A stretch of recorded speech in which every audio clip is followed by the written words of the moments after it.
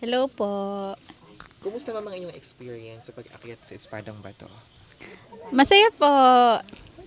Kasi masaya.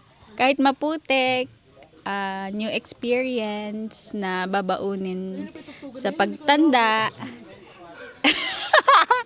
And nakakatawa.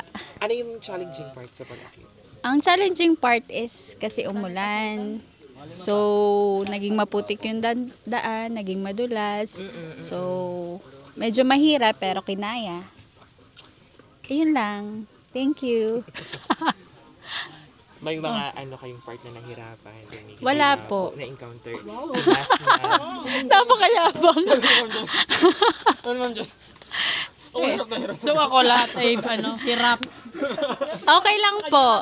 Kumbaga ay may challenge pero Challenge? carry naman. Okay, sa susunod, mauulitan pa ang inyong Yes, pag-akyat sa ibang bundok, yes, or- yes. Okay. Ano yung nagpapamotivate sa inyo na magpatuloy sa pag-akyat? Mabisit yung mga ganitong klaseng areas or ganitong klaseng anong tawag doon? Tourist attraction. Kasi pag hiker ka, maangas ka, di ba? Ay, maangas na pala. So, anong message mo sa mga anong message mo sa mga nanonood ngayon na ma-convince mo sila na umakyat din? Yes.